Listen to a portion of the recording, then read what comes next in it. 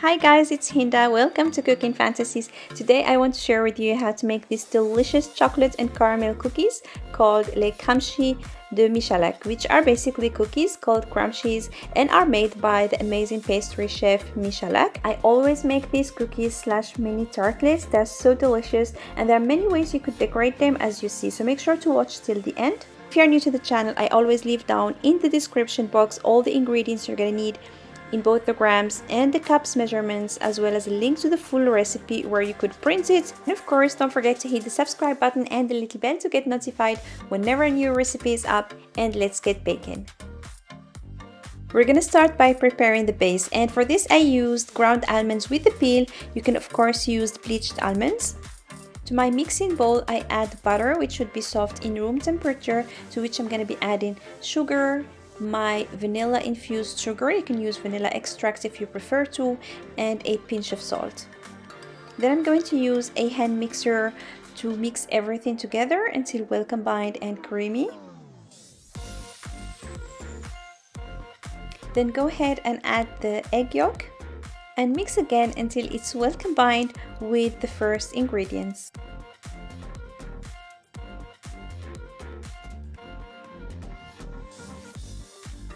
Now it's time to add the dry ingredients. To my flour, I have all-purpose flour, to which I added baking powder. Give everything a quick mix, then go ahead and add it to the first mixture. And then I'm gonna add my ground almonds. As I said, I used ground almonds with the peel, hence the color. You can use bleached almonds if you prefer to.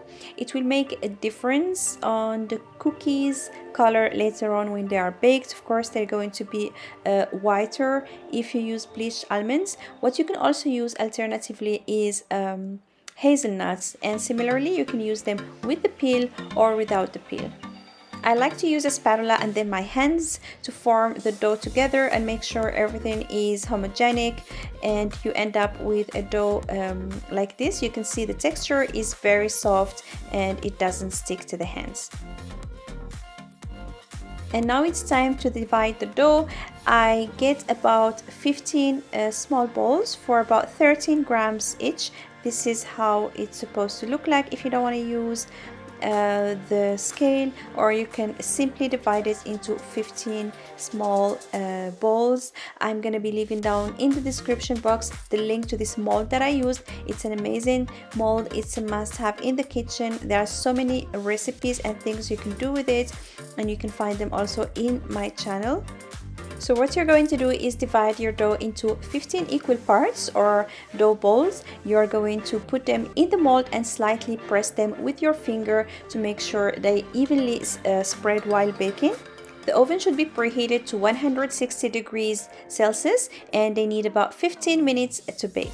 Next step you want to do as soon as you take them out of the oven, and while they are still hot, I use my cocktail shaker, this thing you use to press the lemons to make a hole in the center of my tartlets. And as I said, you want to do this while the dough is still very hot, otherwise you're not going to get this shape. Press gently in the center to make the dough go down in the center and form this nice tartlet shape. And then allow them to cool, and let's make the caramel. Make this delicious thick caramel sauce. For the filling, we're going to start by cooking the sugar on a medium to low heat. You want to be careful, you don't want the sugar to burn, otherwise you will have a bitter taste. This is the texture and the color you should be looking for. Once you don't have any grains of sugar in your caramel, go ahead and add the heavy cream. If the sugar crystallizes again, don't worry about it, just keep stirring on a medium to low heat. It's going to melt again. Then go ahead and add the butter and a pinch of salt and keep stirring until everything is nicely melted and combined, and then you will have this beautiful thick caramel.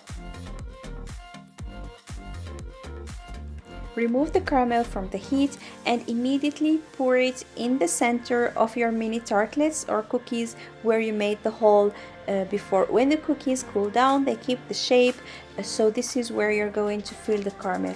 It's easier when it's hot, so you can pour it easily. If you wait until it cools down, it's going to be thicker, but you could still do it. Make sure to fill them all the way to the top without them overrunning. You want still the sides to be not covered. and then we're going to allow them to cool, for the caramel to totally cool and settle before we proceed with the next step. And for the last part, I'm going to be using a mixture of both dark and milk chocolate. This is a choice. You can use any chocolate that you prefer. And I melted it in the microwave. You can do this in the microwave or in bain-marie as you prefer. And then I need some nuts for the topping. I place my chocolate in a piping bag. This is the easiest way to apply the chocolate on your tartlets without it running everywhere. Without removing the mini tartlets or the cookies from the molds, go ahead and pipe the melted chocolate to fill the molds all the way to the top. Give it a quick tap to make sure it spreads everywhere and evenly. Then go ahead and add the toppings of your choice. I added some hazelnut croissants. You can add nuts or any nut of choice or a mixture of nuts as you've seen in the picture before. It's totally up to you how you want to decorate them. But whatever you want to add as a topping, make sure to do it as soon as you pipe in the chocolate while it's still soft, to make sure that they stick to the tartlets or the cookies.